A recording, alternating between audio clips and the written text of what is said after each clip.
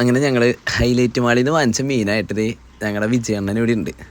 അണ്ണൻ മീനൊക്കെ വെട്ടി കുട്ടപ്പനാക്കി അരിഞ്ഞ് നല്ല കിട്ടലിനാക്കിയിട്ട് ഗ്രിൽഡ് അടിക്കാനുള്ള പരിപാടിയിലാണ്. പക്ഷേ ഗ്രിൽഡ് അടിക്കാനുള്ള മീൻ ഇവന്മാർ എന്തൊക്കെയൊക്കെയോ കാട്ടിക്കൂട്ടിയിട്ട് മീൻ വറക്കാനുള്ള രീതിയിൽ വെട്ടി അരിഞ്ഞിട്ടൊക്കെ ചെയ്തുകൊണ്ടിരിക്കുന്നുണ്ട്. അണ്ണനിടയ്ക്ക് ഓരോ വെട്ട് കഴിഞ്ഞിട്ട് മീനെടുത്ത് നോക്കും, വീണ്ടും മീനെടുത്ത് നോക്കി. ഇത് മീൻ സംസാരിക്കുന്നുണ്ട് എന്തിട്ടാണെന്ന് എനിക്ക് അറിഞ്ഞൂടാ. ഇടയ്ക്കിടയ്ക്ക് ഇടയ്ക്കിടയ്ക്ക് നോക്കുന്നുണ്ട്, മീനിൻ്റെ വായലൊക്കെ നോക്കുന്നുണ്ട് ആൾ, എന്താണെന്നറിയില്ല. അപ്പോൾ എന്തായാലും ഗ്രിൽഡ് അടിക്കാന്നുള്ള മീനെ ഇങ്ങനെ നുറുക്ക് മീനാക്കിയിട്ട് വെക്കുന്നത് നിങ്ങൾ തന്നെ കണ്ടിട്ടുണ്ടോ എന്ന് എനിക്കറിയില്ല. അണ്ണൻ്റെ ഇങ്ങനെ നല്ല ഫാസ്റ്റായിട്ട് മീനൊക്കെ നുറുക്കി കാര്യങ്ങളൊക്കെ ഉഷാറാക്കിയിട്ട് ഗ്രില്ലിനുള്ള എല്ലാ പരിപാടികളും സെറ്റാക്കി വെച്ചിട്ടുണ്ട്.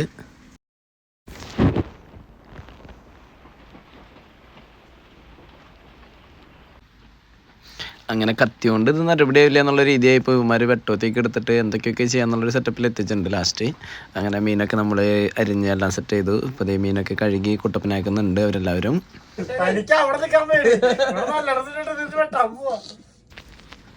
ഇവൻ്റെ വെട്ടും പേടിക്കലും കണ്ടു കഴിഞ്ഞാൽ ഏതാണ്ട് മറ്റേ ജീവനുള്ള പൂത്തിനെ വെട്ടാൻ പോണ പോലെയാണ്. ആകെ ഒരു ഇത്തിരി പോകുന്ന മീനെ വെട്ടാനാണ് അവൻ ഈ ജാതി പങ്കപ്പാടൊക്കെ കാണിച്ചുകൊണ്ടിരിക്കുന്നത്. അങ്ങനെ ഞങ്ങളുടെ ഫിഷ് കലത്തിലൊക്കെ ആയിട്ടുണ്ട്. ഇനി ഇവിടെ ഞങ്ങളുടെ പിള്ളേർ ഉപ്പും മുളകും സംഭവങ്ങളൊക്കെ ആയിട്ട് എല്ലാം സെറ്റ് ചെയ്ത് വെച്ചിട്ടുണ്ട്. ഇവിടെ അടുപ്പ് കൂട്ടാനായിട്ട് നമ്മുടെ റോയണ്ണൻ എത്തിയിട്ടുണ്ട്. എന്തൊക്കെയോ കാര്യമായിട്ടുള്ള പ്ലാനിങ്ങിലാണ്. അവരുടെ വെപ്പ് കണ്ടു കഴിഞ്ഞാൽ ഏതാണ്ട് മറ്റേ 10,000 പേർക്ക് സദ്യ വയ്ക്കാൻ പോണ പോലെയാണ്. കല്ലൊക്കെ കൂട്ടലും കാര്യങ്ങളൊക്കെ ആയിട്ട്. അല്ല ഇത് ഊരണ്ടേ ഈ ഇതാണ് ഞങ്ങൾ കണ്ടുപിടിച്ച ആ ഒരു ഐഡിയ. അതായത് നമ്മുടെ ബലൂൺ വീർപ്പിക്കുന്ന പമ്പുണ്ടല്ലോ, ബലൂൺ വീർപ്പിക്കുന്ന പമ്പിൽ നമ്മൾ റോസൊക്കെ വെച്ചിട്ട് നമ്മൾ നേരെ ഊതിക്കൊണ്ടിരിക്കുകയാണ്.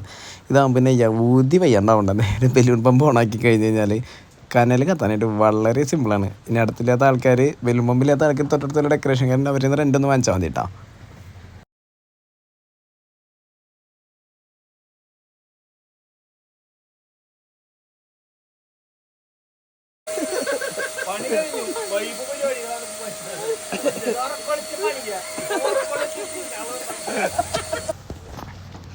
അങ്ങനെ നമ്മുടെ ഫിഷൊക്കെ നമ്മളെ മുളകൊക്കെ പിടിച്ച് എല്ലാം സെറ്റായിട്ടുണ്ട്.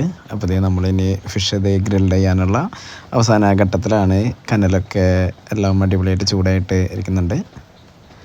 ഇനി നേരെ നമ്മൾ ഗ്രിൽഡ് ചെയ്യാറായിട്ടുണ്ട്. എല്ലാം ഓക്കെയാണ് ഗ്രിൽഡിനായിട്ടുള്ളത്.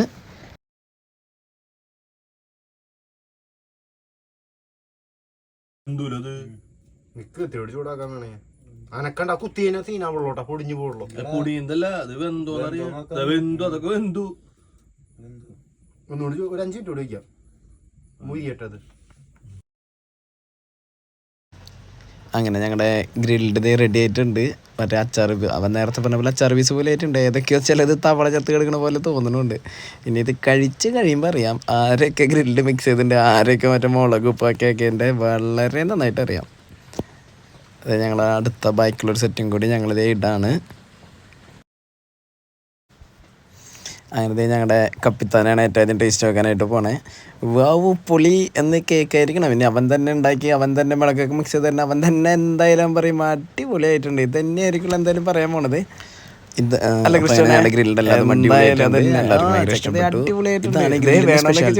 നമ്മൾ കുറേ നേരം കഷ്ടപ്പെട്ടു. അങ്ങനെയാണ് ഗ്രില്ലൊക്കെ അടിപൊളിയായിട്ടുണ്ട്. ഞങ്ങൾ ഇന്നത്തെ ദിവസം വളരെ സന്തോഷമുണ്ടാകുന്നു. ഇതിന്റെ ഏറ്റവും വലിയൊരു സംഭവം എന്ന് വെച്ച് കഴിഞ്ഞാൽ നമ്മളെല്ലാവരും കൂടിയിട്ട് ഇത് ശരിയാവുന്നവരെ ഒരുമിച്ചിരുന്ന് എന്തായാലും കുറേ നേരം വർത്താനം പറഞ്ഞിരുന്നത്. അതാണ് ഗ്രിൽഡ് അടിക്കുന്നതിന്റെ ഏറ്റവും വലിയ സ്പെഷ്യാലിറ്റിയും ഏറ്റവും വലിയ പ്രത്യേകത.